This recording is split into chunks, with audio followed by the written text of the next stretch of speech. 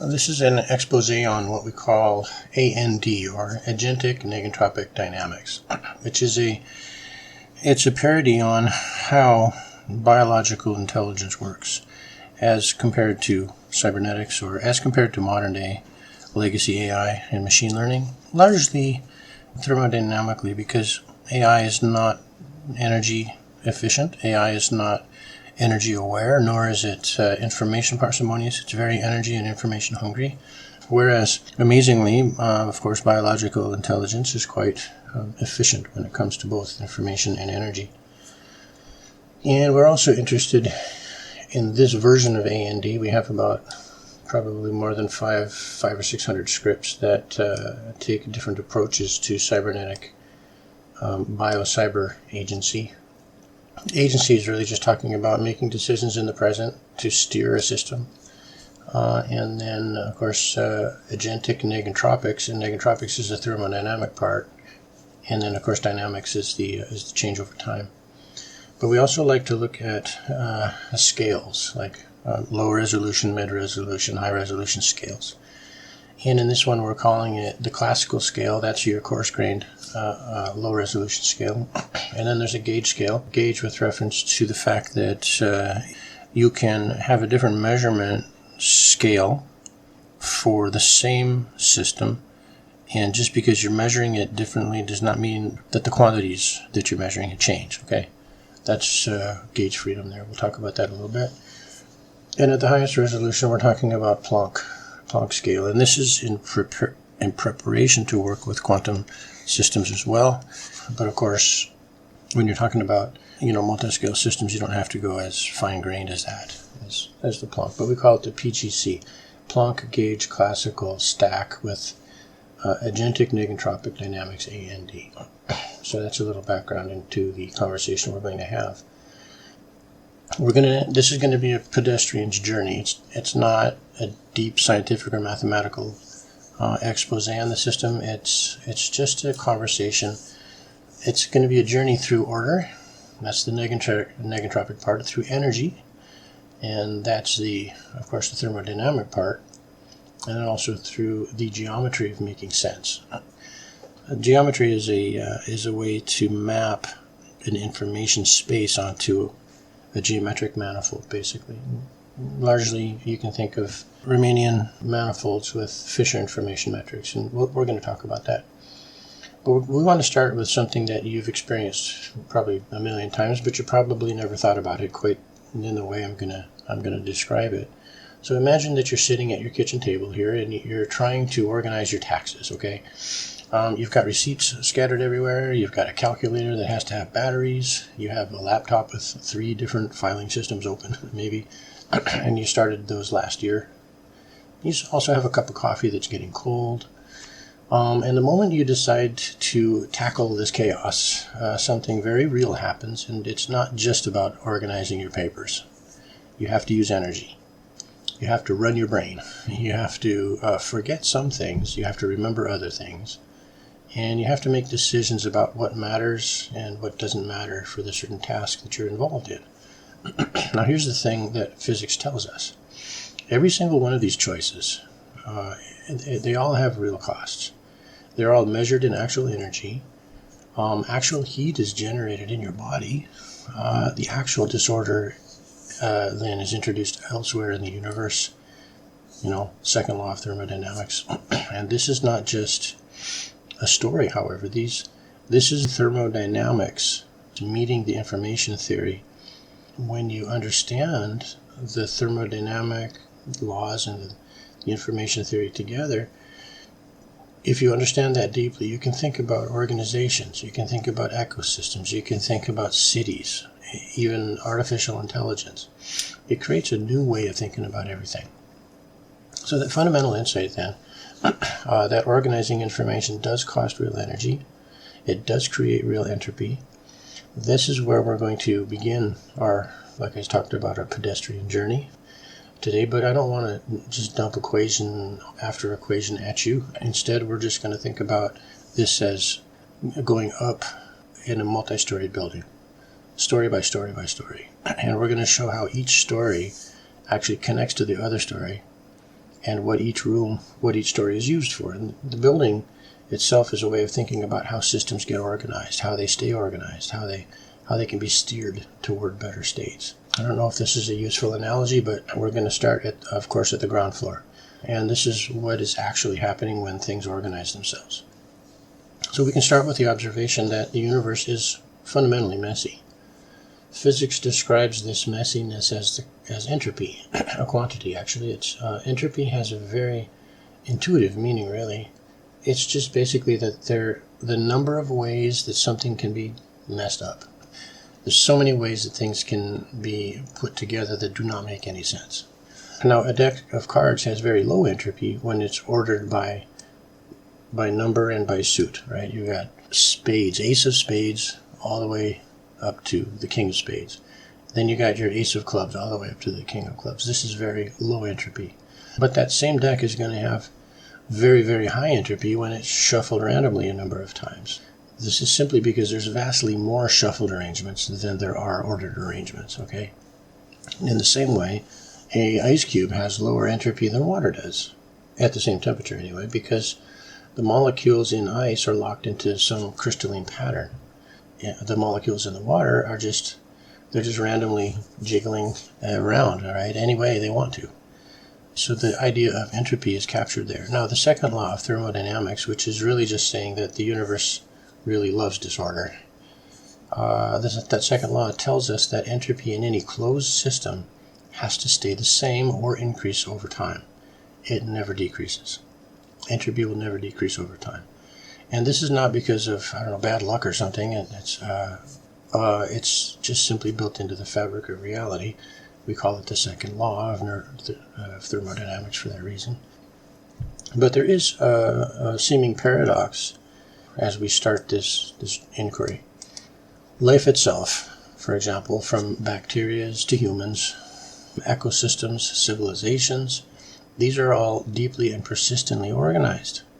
Now, when you look at a forest, for example, or when you look at a city or your own body, you see these intricate patterns, these reliable structures, all this very sophisticated organization. And your cells don't just randomly tumble around inside you. I mean, also the coffee that you have to, that you're drinking this morning, the supply chain that makes that possible involves thousands of coordinated steps. It's not random. Cities, they maintain this functioning infrastructure across many decades. How does this happen, then, when the universe is supposed to be making everything increasingly disorganized? Well, the answer is that life and intelligence and organizations, we don't violate the second law. What we do is we trick the second law. We create local islands of order, and we do this very specifically by exporting and dumping disorder somewhere else. Like we take from within where we're creating an ordered system, and we export the mess somewhere else. And your body maintains its intricate structure by metabolizing food and by turning chemical energy into heat and waste. And so the heat and the waste is exported in order to maintain the order within the body. In the same way, a city maintains its infrastructure by consuming energy and resources. A forest also grows by converting the sun's organized light into structured biomass. In every case, the total decrease in entropy is paid for by a greater increase in entropy elsewhere in the universe. So here's where it's interesting for our purposes now.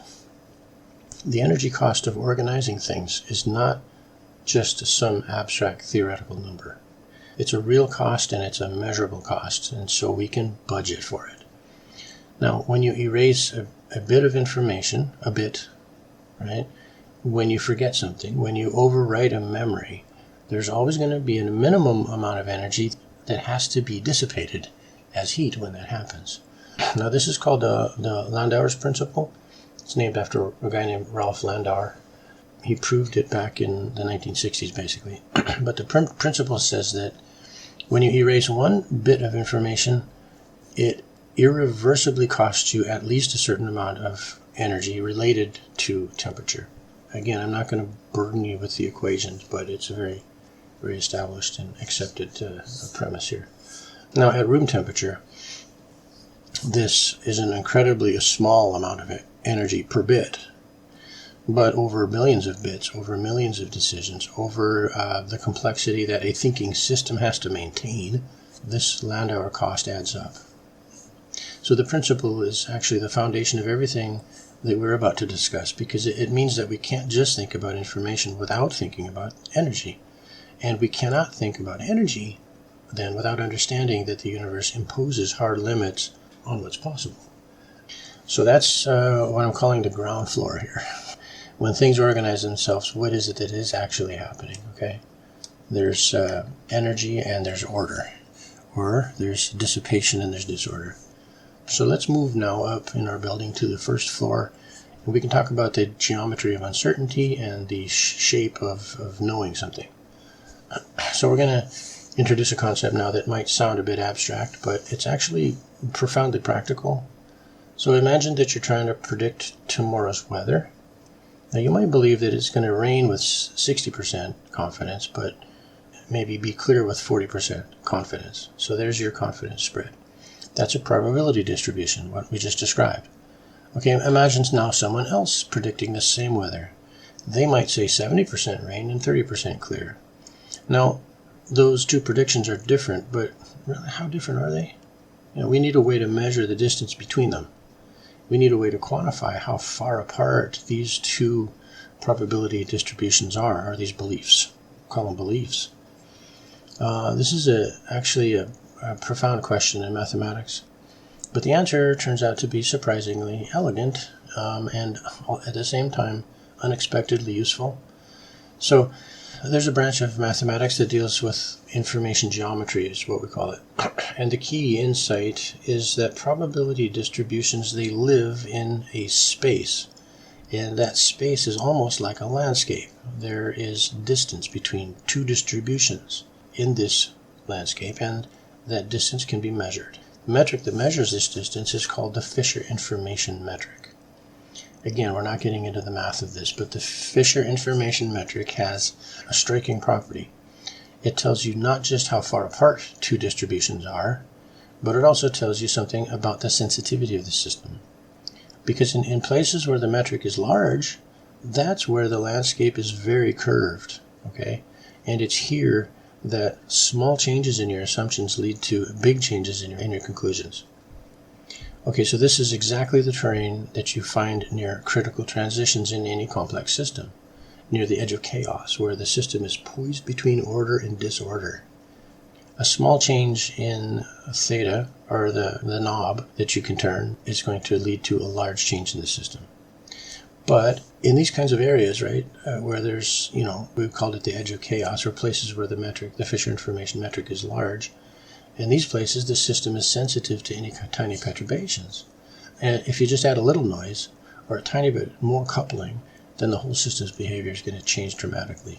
So this is geometric structure of uncertainty. It's not just mathematically beautiful, it's practically important, because it tells us where our system might be fragile and where small mistakes matter and where we need to be really careful. Okay, so think about a flock of birds. We're going to use birds a number of times in here. But when birds are scattered, each bird's belief about where to go does not strongly influence the other birds when they're scattered, right? This geometry is flat. But as birds start to bunch up more and move together, then the coupling between the birds increases. The landscape becomes more curved. And now, small changes in what one bird does can influence the behavior of the entire flock. Now that curvature is a real signature of the system's, proximity to any critical transition, where a behavior is going to flip from one mode, a system's behavior will flip from one mode to another mode. Now organizations will also experience this. A small company where everyone knows everyone, they might have a flat geometry, where internal disputes are manageable. But as a company grows and becomes more interconnected, then the geometry is going to curve. Now, a disagreement between two departments can potentially ripple through the whole organization in ways that you wouldn't be able to predict. Okay, so that's the geometry of uncertainty, specifically using the Fisher information metric on Riemannian. manifolds. So we talked about the ground floor, we talked about the first floor. What about the second floor? This would be where we start to concoct a theory of organized systems. And I want to tell you about something called gauge theory. This sounds like it belongs at a high school physics class about electricity and magnetism or something. But actually, gauge theory has a much more general meaning. At least we can use it that way. The core idea is just that, suppose you have a system where different parts are communicating with each other through some kind of connection. So imagine, for example, a network of cities that are connected by a bunch of roads. Okay, there's connections. Or imagine a group of neurons that are connected by a bunch of synapses. Or oscillating systems like heart cells. Or maybe fireflies, which are synchronized by some kind of biochemical signals. All right, each part has its own local state. Each heart cell has its own local, or each firefly or each city has its own state. And all the parts are tied together through these connections. So here's the key insight. Different parts of the system can agree on a common reference point in a different way. Okay, so two cities might coordinate their traffic signals, but they need to know what 12 o'clock noon actually is. So they need some way to synchronize. Do they use Eastern time, or do they use Western time, or do they use some local time? You see what I mean? So they could choose any convention they want to. It doesn't really matter. As long as they consistently apply, that same translation.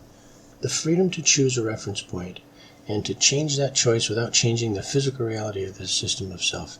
This is called gauge freedom. So you can think also a good example would be in the temperature scales. You have three of them. You have Kelvin, you have Celsius, and you have Fahrenheit. And the fact that 32 degrees Fahrenheit is the same as 0 Celsius doesn't really change the actual temperature, right? You're just changing the measurement tool. Gauge theory studies how systems behave when you allow this kind of local freedom for choosing reference points. It turns out that this is an incredibly powerful way to think about symmetries and constraints in systems. Because when parts of a system have some symmetry, like some way that they can be rearranged without fundamentally changing things, then gauge theory is going to give us a systematic way to track what stays the same and what changes. A systematic way to track that. Now it also tells us how much energy that it's going to cost to enforce certain symmetries, and also what happens when those symmetries break down. So think again about a network of oscillators. If for some subset of them, if a subset is synchronized while others are not synchronized, then the symmetry is broken. And the gauge theory perspective tells us that this breaking comes with a cost. And the cost is encoded in something called curvature, of course, which measures how much the connection twists as you go around loops in the network. So we're getting right back to gauge theory here when you talk about loops and twists. I know it's getting abstract here, so let me give you a concrete example. Imagine you have a group of musicians and they want to play in time together. Now, of course, each musician is going to have their own internal sense of rhythm, and that's their natural tempo. But they're connected to each other through sound. They also are connected by watching each other, by paying attention. Now, if they're trying to stay in sync, they're going to have to adjust their playing to match what they hear and what they see. The corrections between them are like these gauge connections. And here's the key. If they've established a strong connection, then a small mistake by one musician, it doesn't immediately throw everyone off because the group has built up this kind of a coherence. We're talking about synchronization and coherence here. However, the coherence can be fragile, right? If the coupling is weak, or if the musicians aren't paying attention to each other, then really quickly, right, each musician could drift off into their own tempo and the ensemble will fall apart.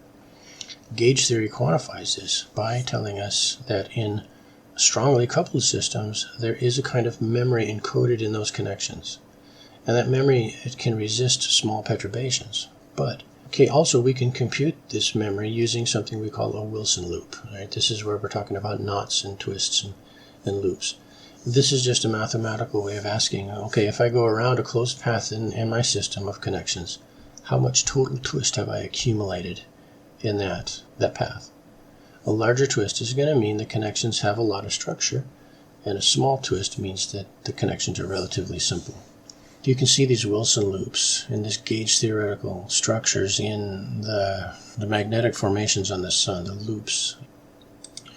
Okay, let's go to the third floor now, putting it all together with flows and dynamics. Okay, let's think about how systems actually change over time. So we're going to bring in the mathematics of stochastic processes here. This just means that processes have randomness in them. I mean, almost every real system has noise, right? Neurons fire unpredictably, markets fluctuate randomly, weather obviously has inherent randomness to it. So what we need is a framework for thinking about how systems evolve when there's both deterministic structure and at the same time there's going to be these random perturbations. The key mathematical object here is something that we call, it's the Fokker-Planck equation. This is really just a way of writing down how probability distribution changes over time whenever a system is subject to both drift, which is the tendency to move a certain direction, and diffusion, which is, what diffusion is. I mean, it's just random shaking, distribution through random shaking. Like imagine you drop a tiny bit of dye in a glass of water. Now, initially, all that dye is concentrated in the one spot where the drop actually landed. So the probability that you're going to find dye at the center is 100%, but the probability that you're going to find it anywhere else is 0. Okay, but what happens? Diffusion, right? Immediately the dye starts diffusing, it starts spreading out randomly because the water molecules are colliding with the dye molecules and it's spreading out. But if there is also a current in the water that's pushing the dye towards maybe one corner of the glass or something, that's drift. And what the Fokker-Planck equation tells us is precisely how the probability distribution evolves under the combined influence of both drift and diffusion. Now here's what makes this useful for understanding organized systems. If you have a Lyapunov function, this is just a mathematical object that is always decreasing along some trajectory that's relative to your system. It's like gradient descent, right? If you have that function, that Lyapunov function, then you do have a guarantee that the system is heading towards some attractor, some stable configuration. So think of a ball that's rolling along on a hilly landscape. So if you define the Lyapunov function as the height of the ball, that's your function, then gravity is going to ensure that the ball always rolls downward. Gradient descent, right? It never moves upward. Descent on a gradient. So the height is always decreased until the ball reaches a valley, and in that valley the ball, it just stays there because there's nowhere lower to go, right? So for organized systems, we can often construct Lyapunov functions that correspond to energy-like quantities. A system that's trying to synchronize might have a Lyapunov function related to how well the synchronization is throughout all the parts.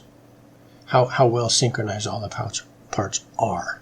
Okay, but a learning system might have a Lyapunov function related to how well its model matches the data that it's seeing right now. So once you have a Lyapunov function, then you have guarantees about where the system is going to go. You can steer the system by modeling the landscape that the Lyapunov function describes. But it gets really interesting when you think about this, that of course not all systems can be described by a single Lyapunov function, one that always decreases anyway. I mean, some systems have what's called non-potential drift. This means that their drift really doesn't come from a single potential, like drift from gravity. Instead, the drift has what we call Berry curvature. This is a geometric effect that causes the system to preferentially move in certain directions, even when there is no underlying potential that's pushing it that way. And a good example is the Coriolis effect on a spinning globe. The motion is deflected sideways, even though there is no force that's explicitly pushing it sideways. So this non-potential drift, it actually creates memory in the system. Because if the system goes around a loop, it doesn't return to exactly the same state because of accumulated geometric effects. Like the memory can be quantified in these systems, and it turns out to be exactly related to that Wilson loop quantity that we mentioned earlier. Systems that have these rich geometric structures can have multiple stable configurations corresponding to different sectors, and the system can be trapped into one sector because the geometric effects create barriers that are hard to cross. And this can be incredibly useful when we're talking about reading and controlling complex systems. Let's move to the fourth floor of our building, the control and the art of steering system. Here's a question that brings everything together. Okay, given that you understand how a system works and you understand how you steer it towards a better state, what does better even mean, and what are the constraints you operate under as you're trying to perform this operation effectively? Now, this is where the problem actually becomes constrained in an elegant way.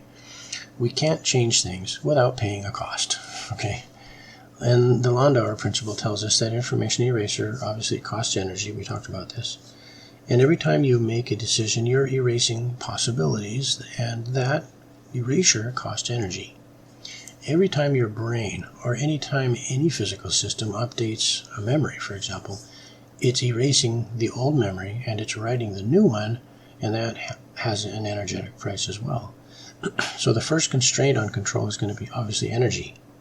You have a budget, and you cannot exceed your budget. This is what I'm talking about. Biological systems are very energy parsimonious. The second constraint comes from the law of thermodynamics, because no matter what you do, the total energy of the universe cannot decrease. You can't create local order without also taking in energy and exporting disorder. But when you do that, you also cannot violate this fundamental principle.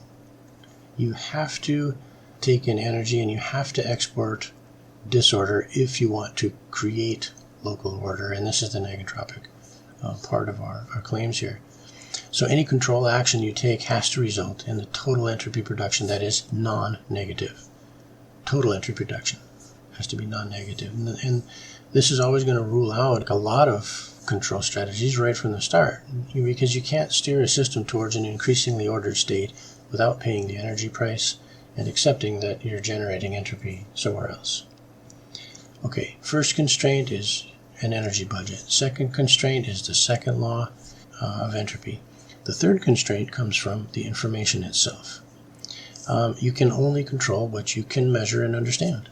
I mean, your knowledge of the system is going to be imperfect, always limited, and that limitation constrains what you can achieve. Now, the narrower your domain of influence, the more limited your ability to make accurate predictions about what will happen when you take an action. You have a big system, but you have a narrow domain of influence. Well, you're going to have some limitations in your ability to predict and act. If you try to control something that is far outside your domain of reliable knowledge, your control actions are going to probably backfire. So given these three constraints then, the energy constraint, the negentropy constraint, and the information constraint, what's the best that we can do? One framework that's emerged is to think about maximizing what we call negentropy rate. Right? This is what agentic negentropic dynamics does. Negentropy rate is the rate at which you are creating order and organization in the system, which is relative to the disorder that you're generating.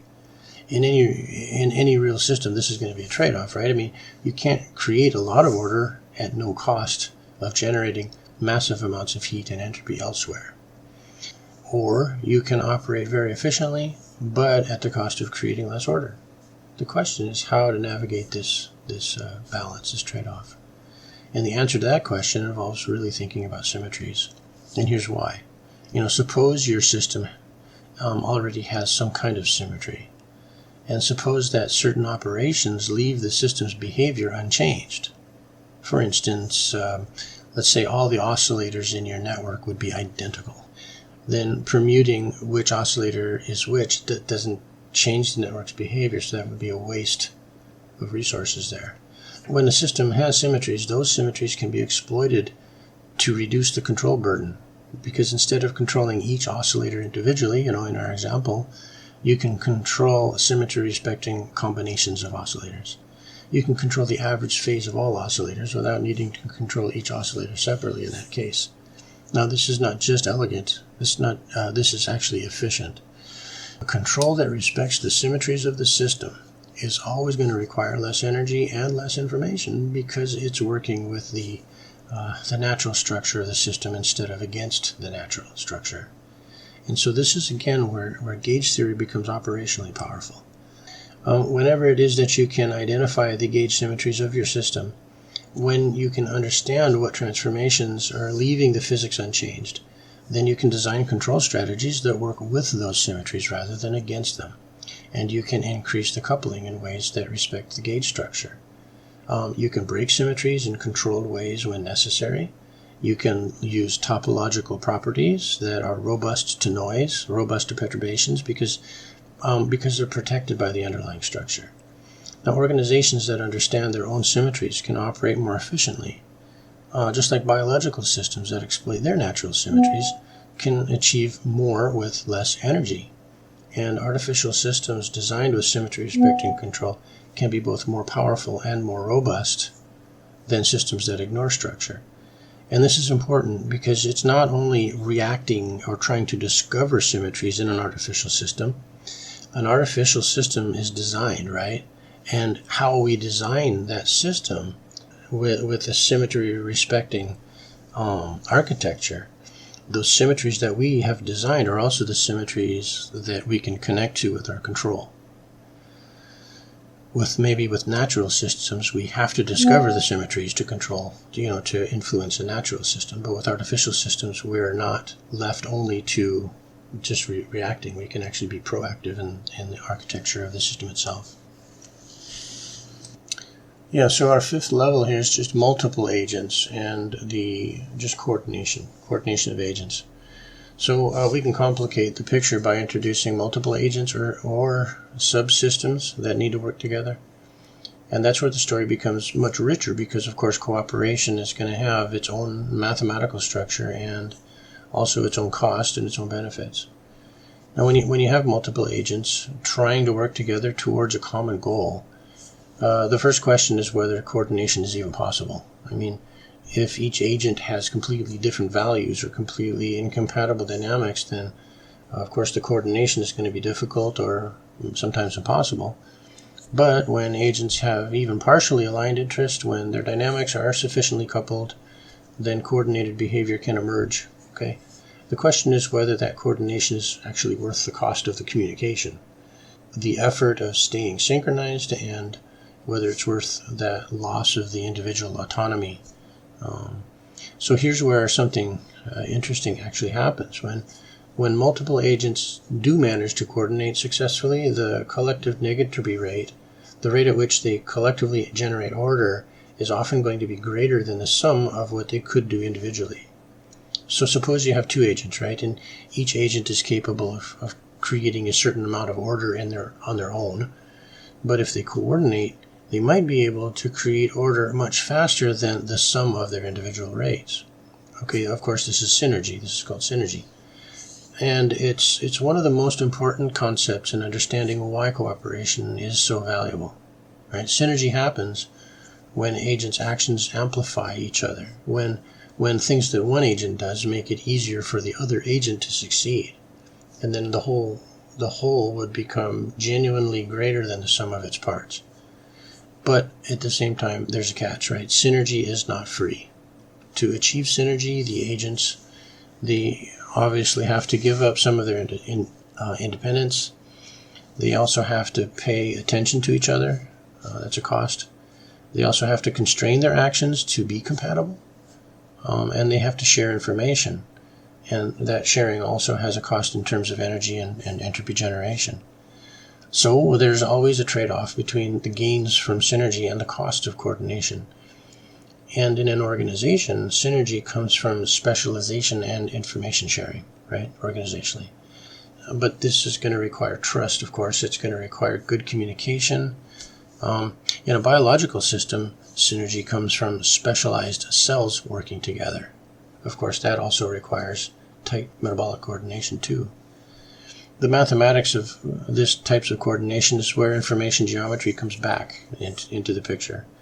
Again, the Fisher information metric is going to tell us how sensitive the joint system is to small changes in beliefs or in parameters. And in a well-coordinated multi-agent system, the geometry is structured in a particular way that allows information to flow efficiently between agents. But if the coordination breaks down, then the geometry becomes less structured. You can actually measure coordination quality by looking at how the Fisher information metric evolves. So as coordination improves, then certain components of the metric become smaller. And that indicates that the system is becoming less sensitive to perturbations in certain directions, of course, because the redundancy and the feedback mechanisms are taking over. But as the coordination degrades, then the metric becomes larger, it becomes more uniform, and this indicates, of course, increasing sensitivity across all the directions of the system. Okay, so multiple agents, right? We're moving up to the 6th floor of our building, where we have to start thinking about topological structures, structural robustness and this kind of thing. Well, this idea might seem even more abstract, but it does have practical implications. So let's talk about the fact that some aspects of system structure are topological, meaning that they're preserved under small perturbations, they're preserved under small deformations. So think about the difference between, for example, a coffee cup and a donut. And now think about this from a topological perspective. Both a coffee cup and a donut are smooth. They're also three-dimensional objects, but they do have something that's fundamentally different about them. A coffee cup has a handle, and the handle is a loop. And if you deform the coffee cup by squashing it or by stretching it, the handle is still going to be there. But a plain old donut, it doesn't have a handle that sticks out. Like a handle will go out of a cup and come back to the cup again. Yeah, the donut doesn't have that. The fundamental difference is not the smoothness, it's not the size, it's not the number of holes. Topologically, a coffee cup is equivalent to a donut because they both have one hole. A ball, however, is topologically different from both a donut and a cup because it has no holes. Okay, why should this even matter? Why for dynamic systems in organizations? Well, it matters because many properties of complex systems are topologically protected. They can't be destroyed by small perturbations. They can't be destroyed by deformations. So if your network has a certain kind of robust cycle in it, or some kind of loop, then that loop is going to persist even if you slightly change the connection strengths, or if you perturb individual components, you're still going to have that loop in the system. This is what we call an invariant in the network. This is extraordinarily useful because it means you can have organizations that are robust to noise, robust to any kind of variability, but you don't need to constantly fine-tune every single parameter.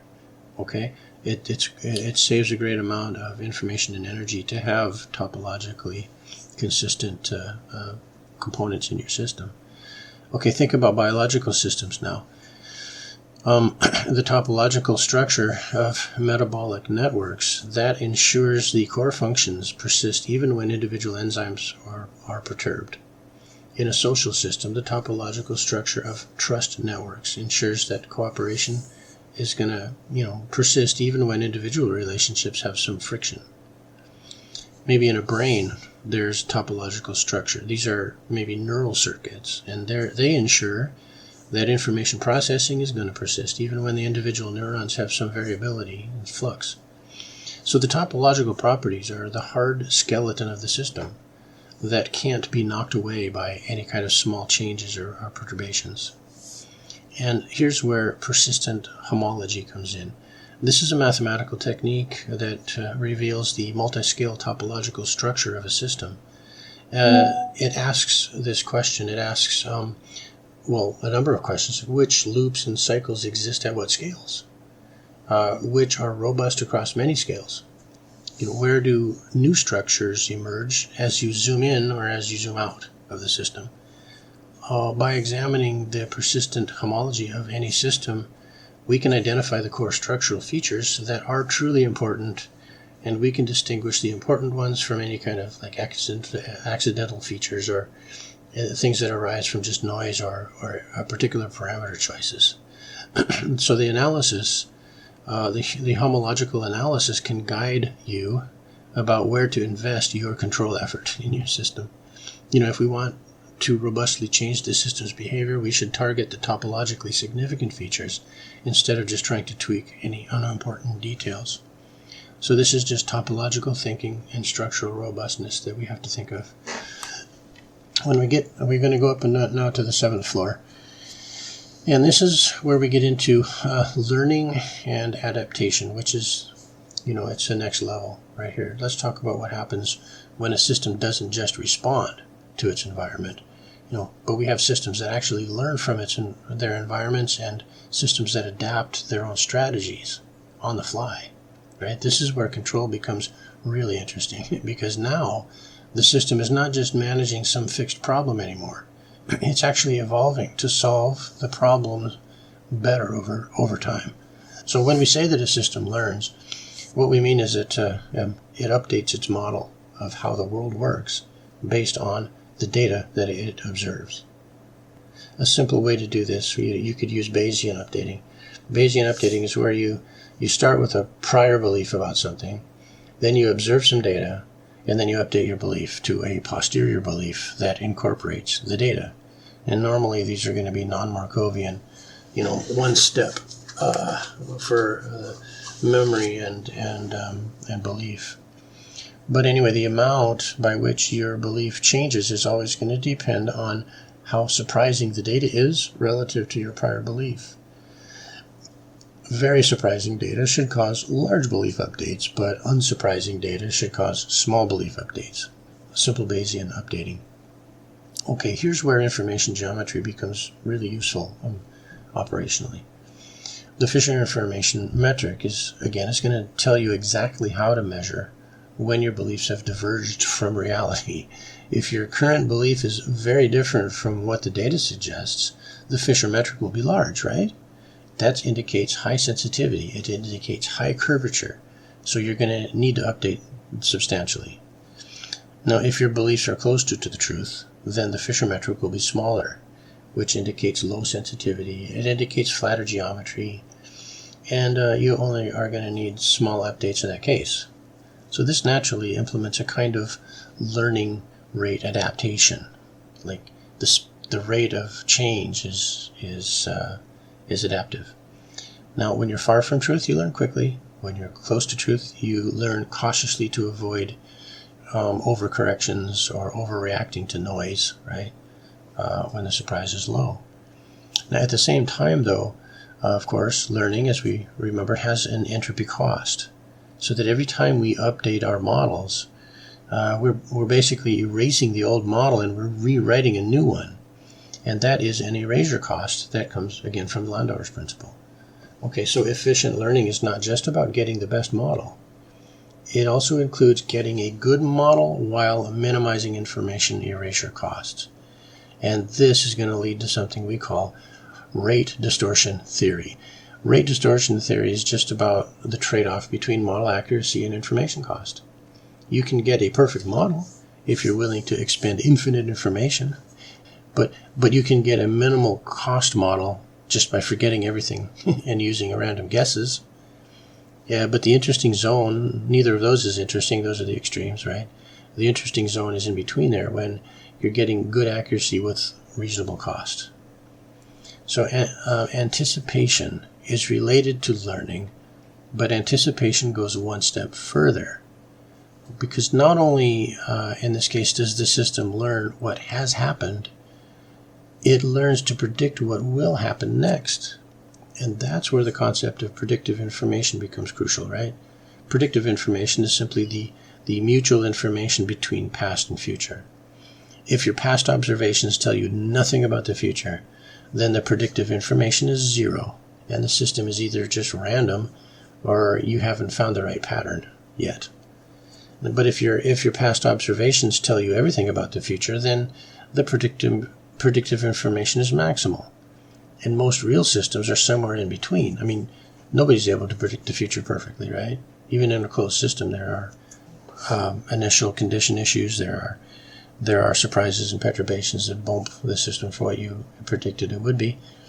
So the question is whether a learning system can increase its predictive information over time.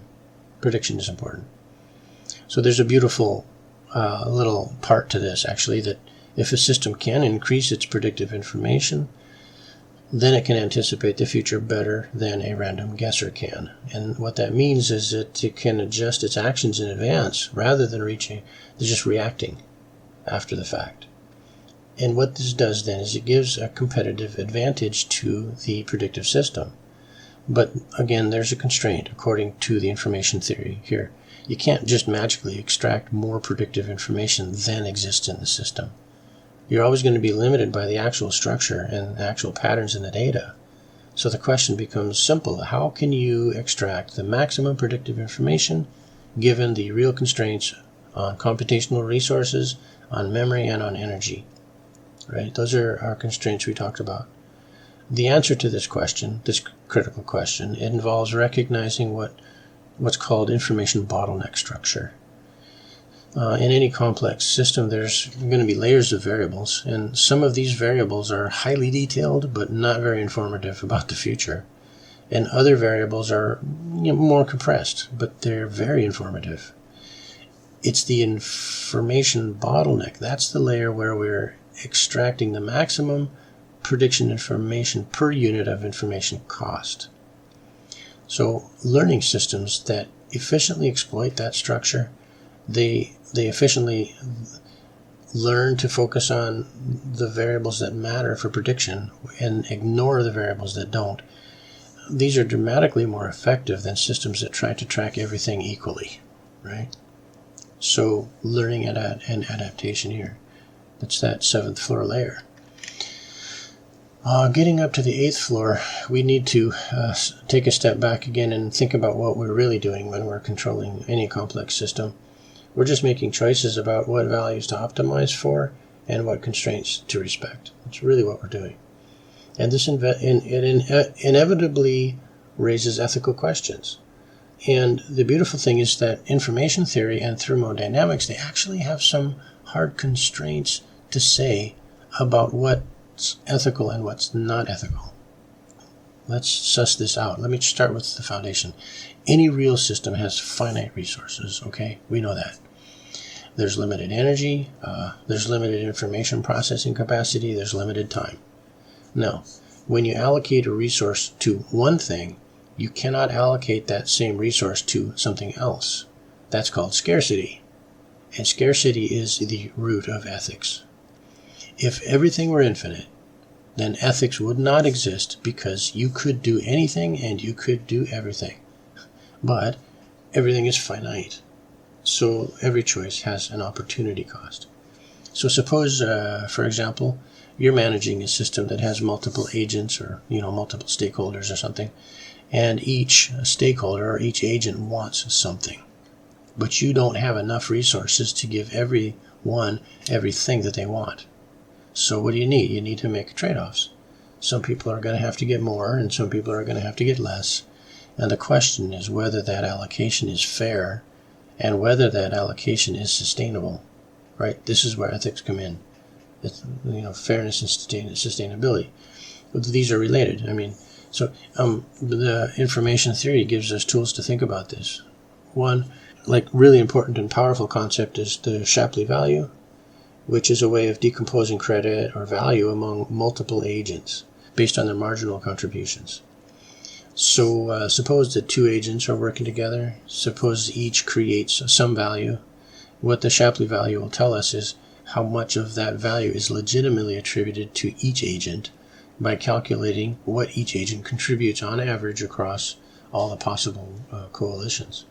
So if one agent is doing most of the work, then the Shapley value is going to assign most of the credit to that agent. If two agents are contributing equally, then the Shapley value splits the credit equally.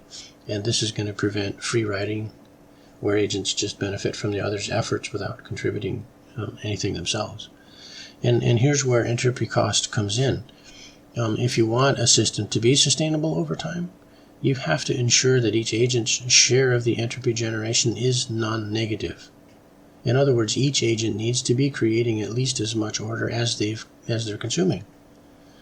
If you have an agent that's consuming order without creating any, that's a drag on the whole system, and eventually the system will have to force that agent out, or the agent's going to have to leave.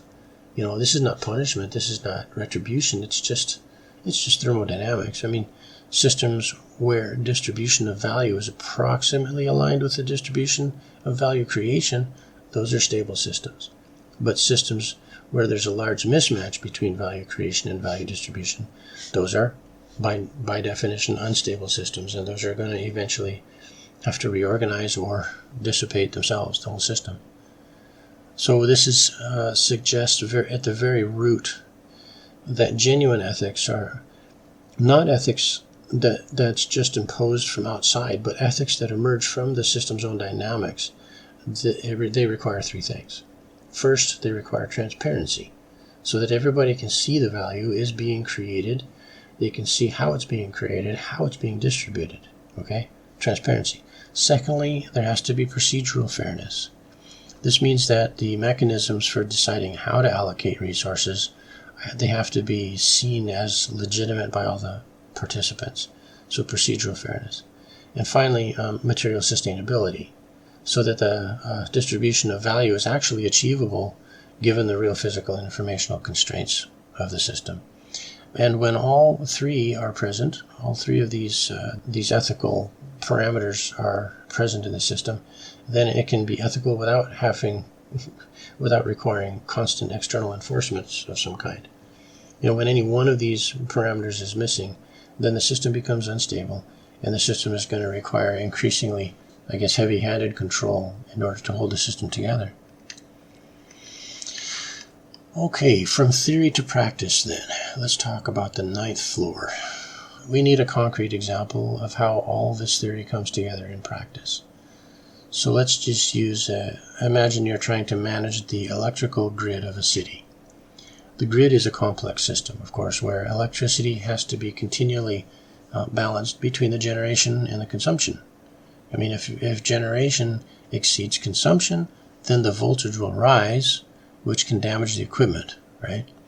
But if consumption exceeds generation, then the voltage drops, which can cause rolling blackouts and other issues. So again, you need to continually steer the system towards this balance between consumption and generation.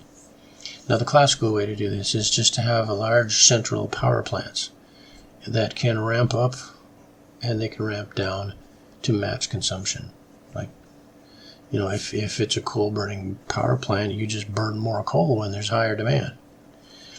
But this is not only becoming increasingly difficult because of renewable energy sources that are plugging into the grid, but wind and solar generation is variable. It's hard to predict, so the grid needs more dynamic adaptability. But it's also important for just efficiency. Even legacy grids that have power up and power down, they need more efficiency by more intelligently, balancing the system, and we can talk more about that here. If you think of this from the perspective of our layered framework, the grid does have a gauge structure because the different parts of the grid can be thought of as having local phases, like the phase oscillation of the electric current. So if two parts of the grid have very different phases, then the power flows between them, but if they have nearly the same phase, then not much power is going to flow. So again, the grid's behavior is analogous to our Kuramoto model of coupled oscillators. Now, the Fisher metric, again, remember, it tells us that near the edge of stability, where the grid is oscillating at frequencies that are close to the natural frequency of the transmission lines, then the geometry is going to become curved and the system becomes sensitive to perturbations. So that a sudden load change or sudden loss of a generator can cause instability. But if the grid is operating far from the edge, if there's sufficient dampening and sufficient inertia, then the perturbations are easily absorbed. Control strategies then can be designed based on this type of geometry. you can increase the coupling between generators, which is like increasing the connection strength in the Kuramoto model. This is going to increase the spectral gap of the network, and it's going to make the grid more stable.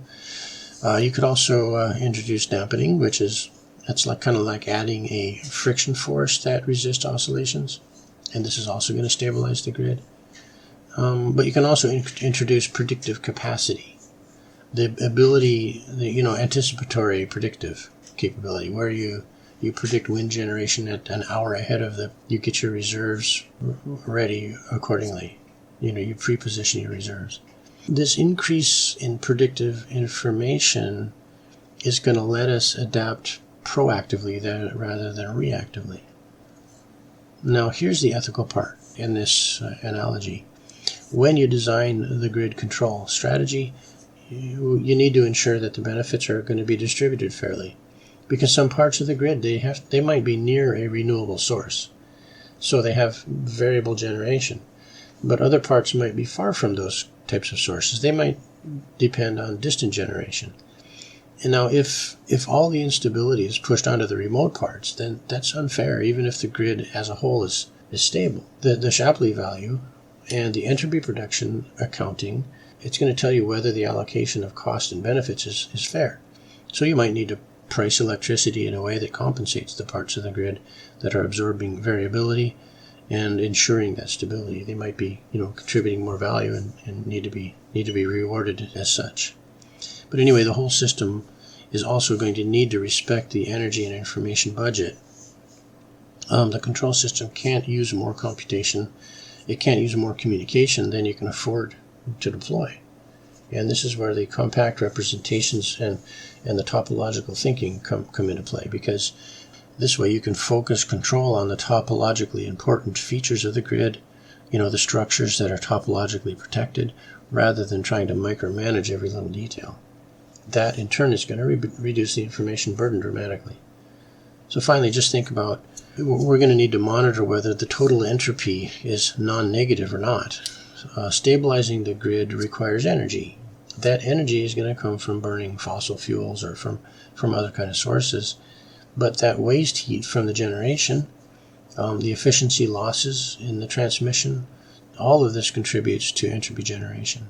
So the question is going to be whether the grid is generating enough order, enough reliable electricity delivery and economic value in order to justify its entropy, the entropy that it's generating at the same time.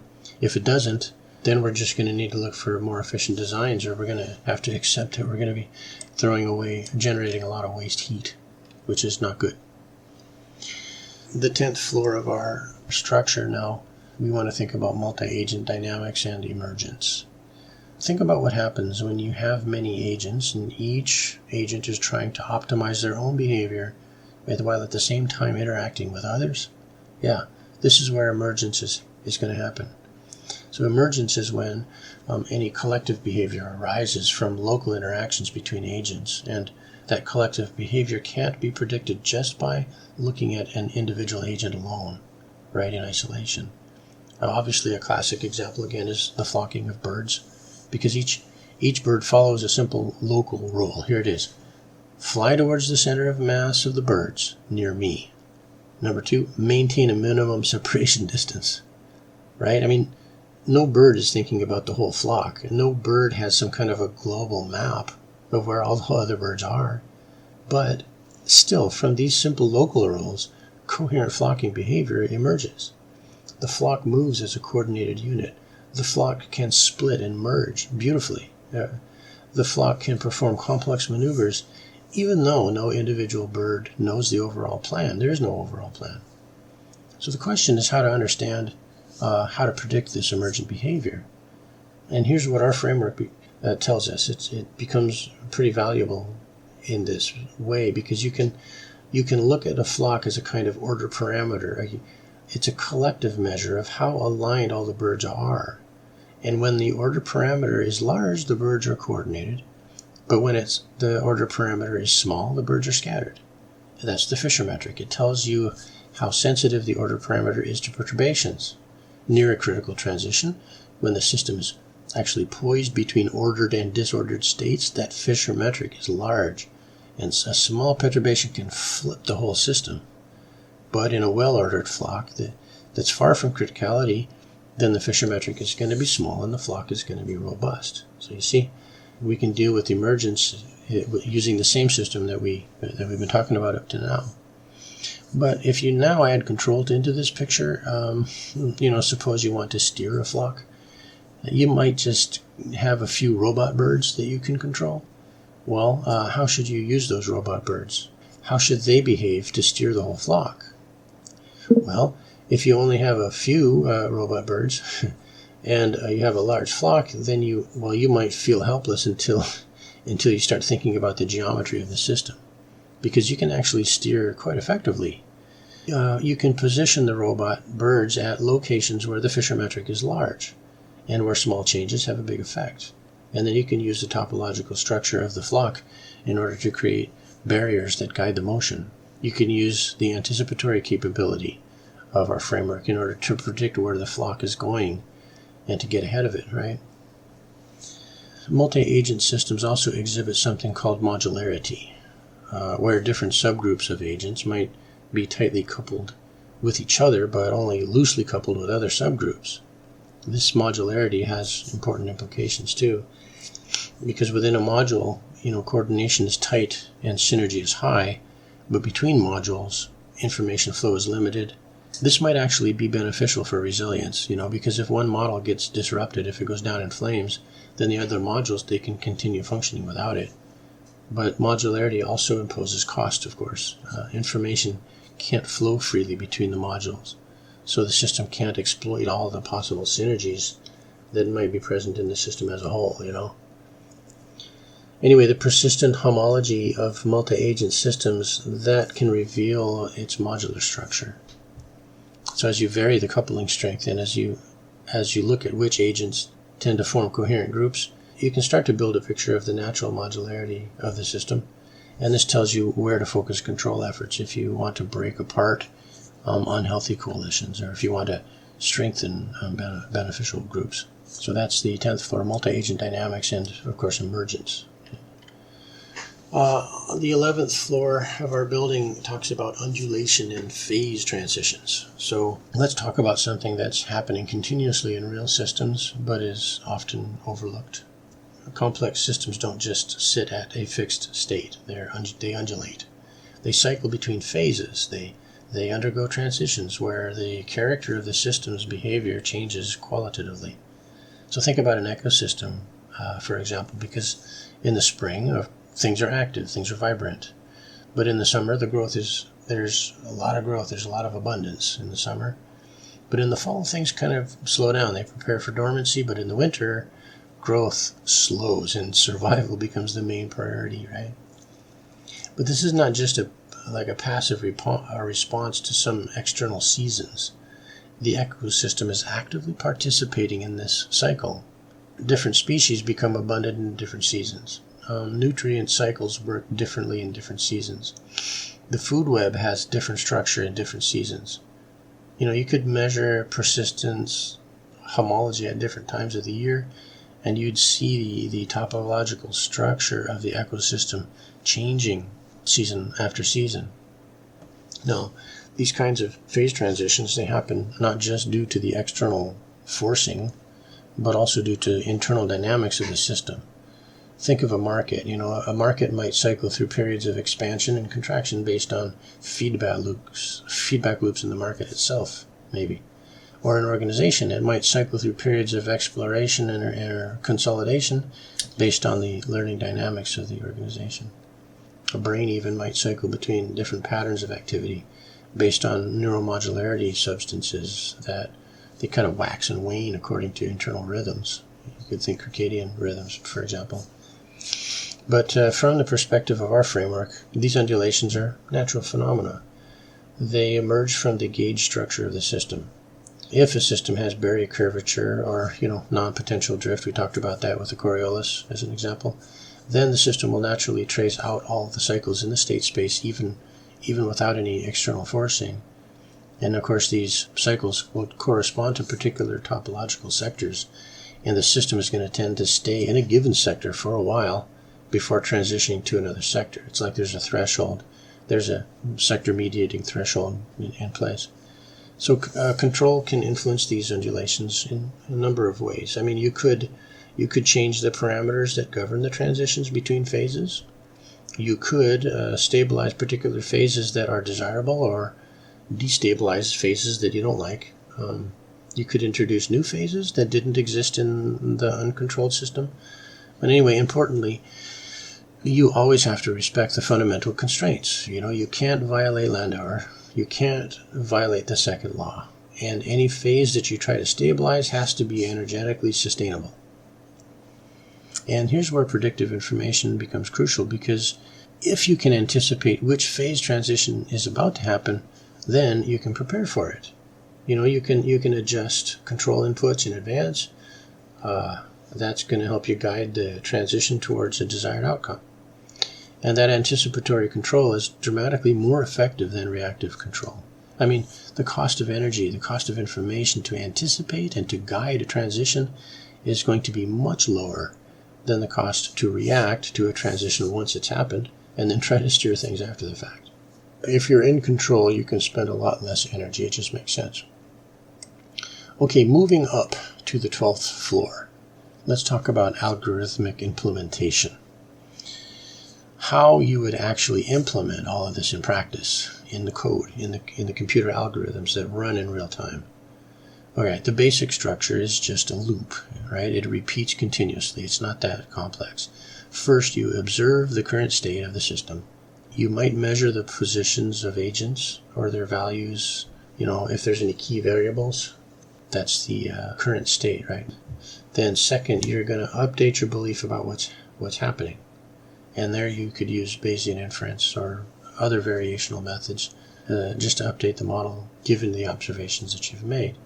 And this update is, you have to account for the energy according to Landauer. Okay, thirdly, you diagnose the current geometry, the topology, the spectra of the system. You're basically estimating the Fisher metric to see how curved the landscape is, right? And you compute the persistent homology to understand the topological structure. You compute the spectral gaps to understand connectivity and synchronizability, Kuramoto. Fourth, you design a control action based on all that diagnostics. You're going to use optimization techniques that respect energy and entropy budgets.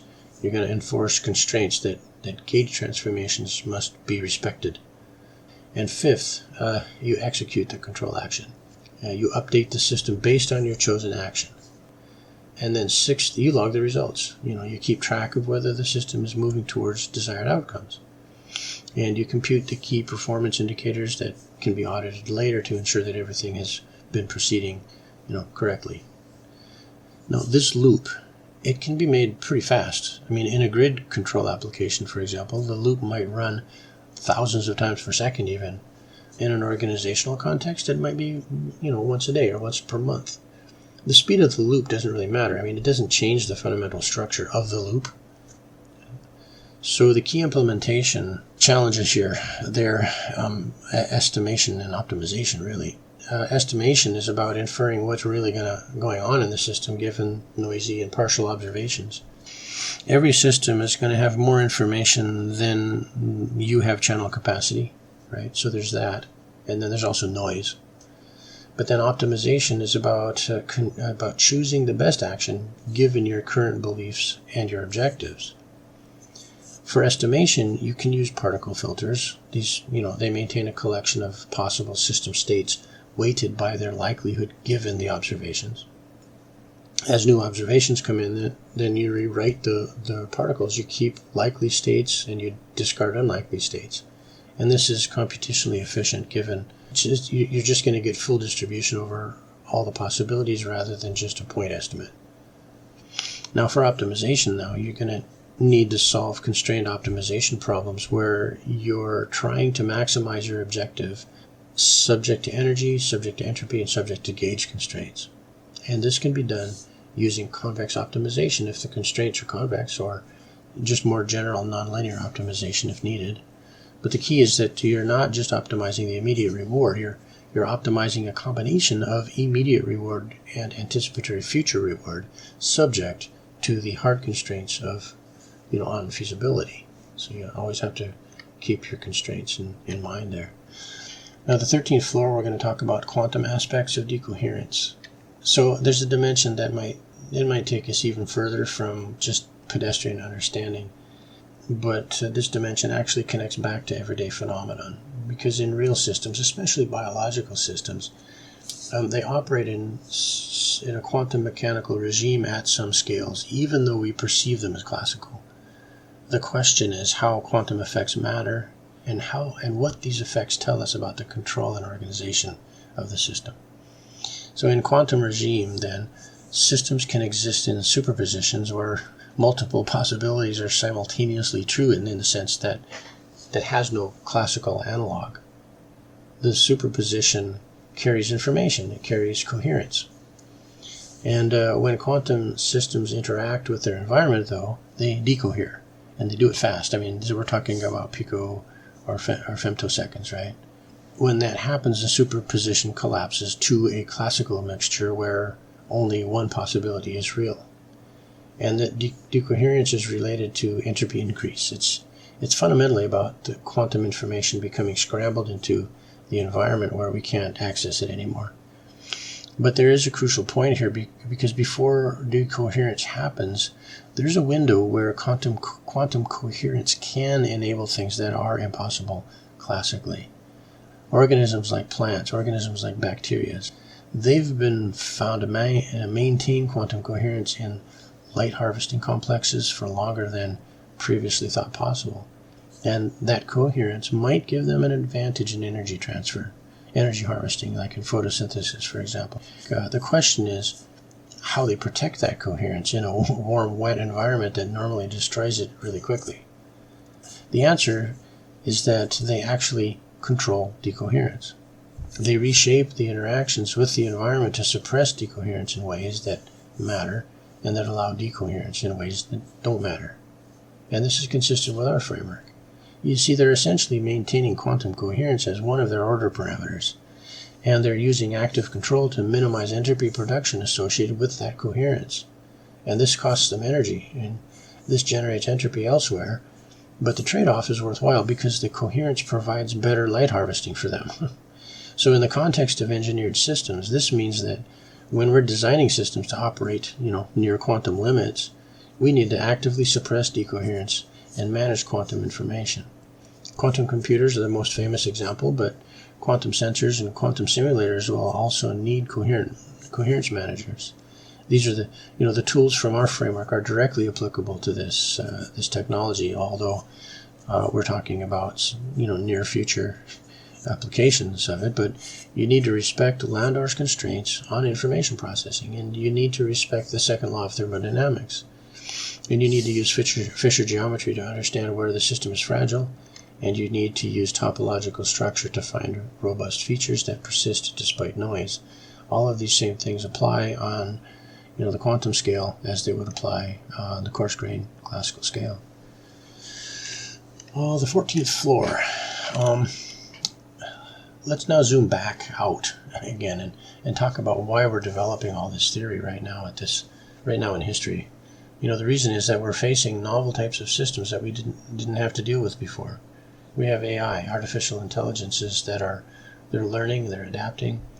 We have globally interconnected networks where information and resources flow at really unprecedented speeds. We have biological systems we're trying to understand, we're trying to heal. We have economic systems that have become so complex that nobody even really understands them anymore, right? We have climate systems where human activity is becoming, it's becoming a problem. We have organizations that are trying to coordinate work across disparate geographic or cultural boundaries. And the systems of interest now are very high dimensional, many degrees of freedom. And the old frameworks for understanding and controlling these systems, they were developed for simpler cases. So classical control theory was developed for mechanical systems and gears and stuff, and electrical systems that could be modeled as low dimensional. Information theory was developed for communication channels that didn't really deeply engage with thermodynamics of information processing today. Game theory was developed, assuming that agents have simple objectives, that agents they're going to play deterministically. So organizational theory also was developed by observing specific historical organizations and extracting patterns from old organizations. But these old frameworks are just becoming increasingly inadequate, I mean, a modern city is not a low-dimensional system. The coordination of artificial intelligence learning systems is going to involve genuine information thermodynamic trade-offs. We are at the threshold between information and physics here. In multi-agent systems, they often have complex objectives. They exhibit emergent behavior that's hard to predict. And organizations that they operate in environments that are changing faster than any individual or group can fully even understand right now, and it's speeding up. So the framework here that we've been discussing, we've designed it specifically for these kinds of high-dimensional information-rich multi-scale emergent systems. It takes insights from mathematics, insights from physics, from computer science, from systems theory. It weaves all these insights together into a coherent whole. But the key innovation here is that it integrates information theory, thermodynamics, geometry, and control into a single framework where everything is consistent and nothing contradicts anything else. So the framework doesn't claim to solve all the problems that we face, but it does claim to give better tools for thinking about them, and better tools for asking better questions, and tools for identifying what's physically possible and what isn't, and to help us design more robust systems, basically. And that's the 14th floor. It's just a historical context and why agentic negentropic dynamics matters. So let's think of the 15th floor now, the practical ethical implications. So let's talk about what all of this means for how we should actually behave and how we should design institutions, how we should make decisions. The first implication is that we should pay attention to efficiency, obviously, because energy and information are real, scarce resources with hard physical limits to them. And efficiency is not just good accounting practice. It's a moral imperative in this day and age. Systems that waste energy, systems that waste information while pursuing their objectives are using up scarce resources that could be used for other purposes. Now, this doesn't mean that we should economize everything into just meaninglessness, but it does mean that we should respect the fact that our resources are finite and we should use them wisely, okay? Now, the second implication here is that we should pay attention to sustainability. A system that does not have thermodynamic balances will eventually exhaust its resources and fail. And this is true whether it's a biological organism, whether it's an economic system, or some organization. Sustainability is not a nice add-on. Sustainability is fundamental. The third implication is that we should pay attention to fairness and to the distribution of value. Systems where distribution of value is misaligned, then those systems are unsustainable. You've got the distribution of value, and you've got the distribution of value creation. There's a reward for creating value. And if we reward what does not create value, then we're unstable and unsustainable. Our system will be unsustainable. These types of unstable systems generate conflict. They require external force to hold them together. But systems where value is distributed roughly proportional to contribution, these are stable systems. These can persist without external force. And it's not because of good intentions. It's not because of some kind of moral judgment. It's simply because it aligns with the deeper physical reality of how systems work. Thermodynamics, geometry of systems. Okay, what's the fourth implication? We should pay attention to transparency and measurability. If different parts of the system can't observe each other, they can't understand what's happening, then they can't coordinate effectively. And lack of information becomes a bottleneck that prevents the system from becoming fully adaptive. Also, without transparency, it's impossible to verify that fairness is being achieved or that the system is functioning as intended. Right, we're taking practical implications from physics and cybernetics and where we can see their broad application. The fifth implication is that we should pay attention to modularity and we should pay attention to resilience. Because systems that are really tightly coupled everywhere, they're going to be fragile because a disturbance in one place propagates everywhere else. But systems that maintain some modularity, where different subsystems can function somewhat independently, these are more resilient. So they can tolerate failures in one mode without the whole system collapsing, basically. And the final implication here, the sixth one, this is perhaps the most important one. We should recognize the basically genuine agency and genuine intelligence emerge when systems can anticipate the future and adapt to the future. A system that just reacts to current conditions, that's at a severe disadvantage compared to a system that can predict and prepare. Okay, so investing in prediction, investing in learning, and investing in models, building models of how the world works, this is one of the best investments we can make. But this prediction and this learning, these are also constrained by information theoretical limits. You can't extract more predictive information than actually exists in the system. So we've gone all 15 floors. I just want to say in conclusion, what I've been describing throughout this whole conversation is not just a collection of mathematical techniques.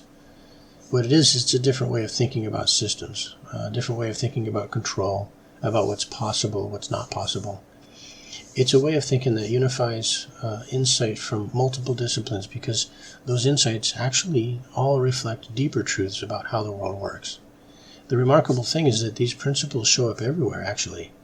The organization of cells in your body, the coordination of birds in a flock, the functioning of electrical grids, how your brain learns and how your brain makes decisions, how the markets operate, how ecosystems respond to climate change, how artificial intelligence can be designed to be helpful and robust.